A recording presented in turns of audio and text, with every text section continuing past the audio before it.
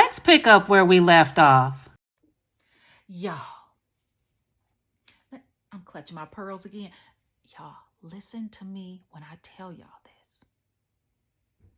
I'm going to step back in the screen. They still had not got the marriage license yet. It is 48 hours before they are to be married. And I told you all earlier on, the license is valid after 24 hours, okay? So they could get the license tomorrow, which was a Friday, but they needed to get that license by 3 p.m. because they were marrying on Saturday at 3:30.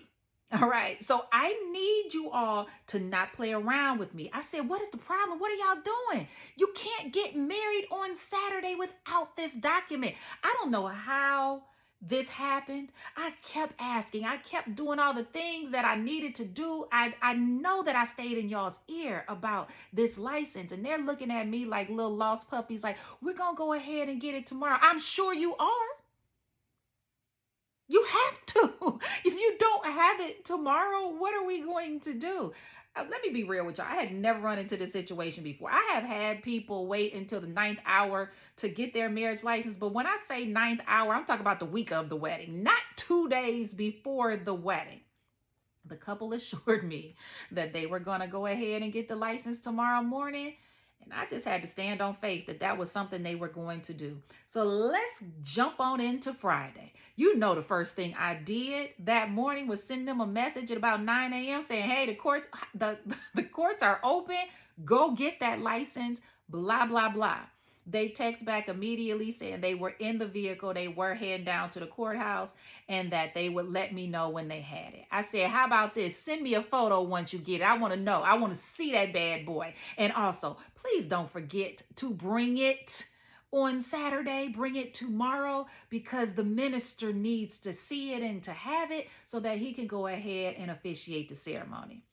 Well, although I don't remember the exact time, I did receive a text message with an image of a marriage license. I zoomed in, I saw their names were on there, so I was happy, and all is well with the world. So let's go ahead now and head on into wedding day. Now, in this beautiful mansion, there is a space on the 4th floor in which couples can rent, or specifically, I would say brides could rent if they wanted to have their wedding party get dressed there. All right. And because she had so many ladies, it was just going to be a lot easier. This is more like an apartment at this mansion. It has a bedroom, 2 bathrooms, kitchen, large living space. So they could bring food, they could have mimosas, they could do all the fun things that they wanted to do prior to the start of the ceremony. And then all of them were on site. So my assistant, we go on ahead and head on up to the bridal suite. And I was just in shock, total shock. The room was in total disarray. The ladies had just taken over. The bride had both of her wedding gowns hanging up, and the photographer was in there trying to do what she needed to do. But the bride could not focus on being a bride that day because she was also a mother, and her baby was in the suite, and she was a nursing mother. Let me say that, okay? She was a nursing mother. Her baby was in the suite, and not one of these 12 women were helping her out with this baby. So as a photographer is trying to get photos, trying to do things with the bride so that she can capture specific imagery that the bride had requested, the ladies are focused on themselves. They could care less about what's going on with that young woman. They could care less. They didn't help her with that baby. They didn't change a baby's diaper. They didn't change a baby's outfit. They didn't hold the baby. They did nothing with this baby. Like, this baby wasn't even present in this space, but you can hear the baby, right? You can hear the baby. So my assistant, I'm standing here like, what is going on? My assistant, love this woman to death. She loves babies, by the way. She said, hey, do you mind? Give the baby to me. All right. Now, let me say this.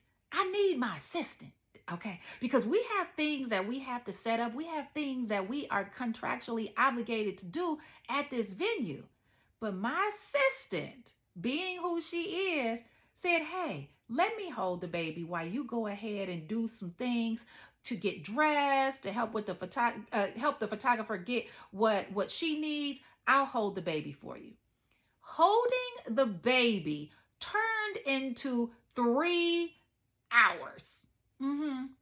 Turned into 3 hours. And I say this because not a single bridesmaid went over there to help that woman with anything. And when I say woman, I'm talking about my assistant, because now the bride is free to do what she needs to do.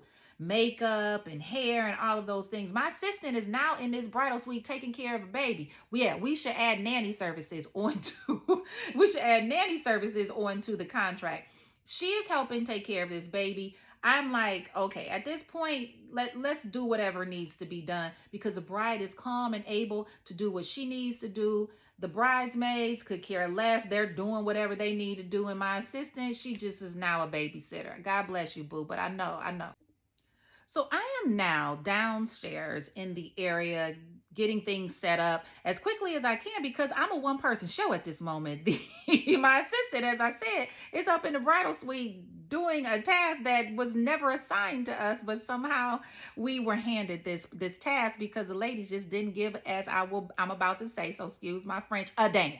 They didn't care about this woman on her wedding day. Well, anyways, I'm down getting set up, and here comes the groom, here comes the guys. Everybody's looking dapper, looking fresh. They're very, very excited. They've got flasks. I'm like, hide those. Whatever you've had to drink, please do not take any more, because y'all are a real lively bunch right now. And I'm going to need you to pipe down, because our ceremony is going to begin in about an hour. So I called my assistant. I let her know that the guys had arrived. If she could go ahead and tell the photographer to come on down and grab some photos of the guys. All of that was great. There were no issues. It is now time to get the wedding party lined up. Listen, this was the part that I honestly dreaded for this wedding, because I already had issues with the ladies the night before. Somehow they just didn't like Miss Desiree, and I'm okay with that. I'm cool with that, but I'm gonna need you to act like you like me enough to get in this line so that we can get you all down the aisle. All 12 of these couples needed to get down the aisle, okay? So I told my assistant, I said, hey, start sending the ladies down. I got the guys down here. I'll pass out the bouquets down here. Partner everybody up, and then you stay with the bride. You've got the baby. Do whatever you got to do to make sure she's good. Also leave the maid of honor up there, okay? So she starts sending the ladies down. The ladies have attitudes. The dresses are too tight, or the shoes are hurting, or whatever it may be. And let me tell you, these dresses were very, very pretty. I won't say the color, but they were very, very pretty dresses. They look good in them. Their hair looked lovely. Their makeup looked lovely. And it should, because they only cared about themselves. They were not concerned about my beautiful bride. Anyways, they come down. They got all these attitudes. The boys are lively and rambunctious. And I'm like, hey, I'm going to start calling out names, and I need you all to pair up. All right, let's do this as quickly as possible, because I don't want to start this ceremony late. They were like, okay. So I start calling the names out. Why did this simple task take over 10 minutes? Why? I have no idea why no one could listen to Miss Desiree when I said their name and to partner up with such and such. Those ladies and that attitude, when I tell you I have dealt with some wedding party members, I have dealt with some doozies. And truthfully, most wedding parties, the ladies are pretty much cooperative and happy for their friend or their sister or their cousin to be getting married to the love of her life.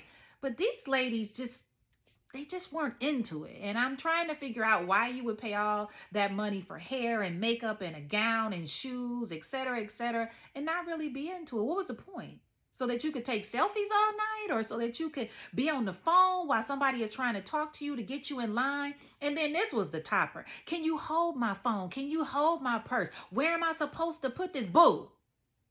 Stop it right there. You could have left that phone. You could have left that purse up in the apartment upstairs. I'm not holding anything. I am holding this clipboard with my notes on here, telling you all how to line up and what the next steps are going to be, but I am not holding anything. Find your friends or head on right back up to that apartment area to hold those phones. That right there, they didn't like it. They didn't like Miss Desiree at that point. And guess what? I ain't give a damn. I ain't care. I'm gonna need y'all to line up. Let's move ahead. We get everybody lined up. The bride comes down. The groom is in position. Ceremony takes off as it is supposed to. Everybody was happy. Even baby girl, she was asleep because my assistant, who is just beautiful with kids, she got this little baby girl to sleep. She didn't hold her any longer after that. She actually gave her to the bride's godmom. But the ceremony went off really, really nicely. So, as we begin to move into the cocktail hour now, and it's time for photographs, I'm guessing that you can already imagine that no one was cooperating with the photographer either. I had to once again have my assistant step away from what I needed her to do with me to help navigate this little nasty female group, so that the couple could get the photographs that they wanted with their wedding party. Yeah, I had to have my assistant down there help and do things that weren't necessarily required of us, but because the ladies just were not cooperating, they just were not caring about this day altogether, I asked her to step in to handle that.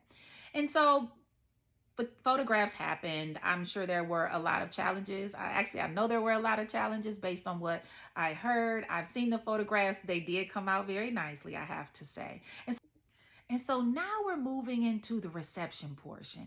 Introductions happen. Now this is when everybody can turn up. The partners somehow were excited about one another when they got to come into their intro song. The couple has their first dance, the cake cutting, the bar is open, dinner is being served, and the room just looks lovely. The decor looked great. The wedding party is at a very grand king's table. Everybody seemed to appear to be happy. The couple was smiling. Baby girl was happy with whoever was holding her. So I'm like, whoo, we can woosah, right? We can woosah. This is a good thing. And so now it comes to a performance by a particular celebrity, I will say, who was at the reception, and she blew the roof off, okay, of this mansion. She sang her heart out to this couple, and everybody was clapping. But I did notice while this performance was going on is that not a single bridesmaid was paying attention. The couple is smiling, the groomsmen are doing whatever they're doing, but the ladies are on their phones or talking with one another.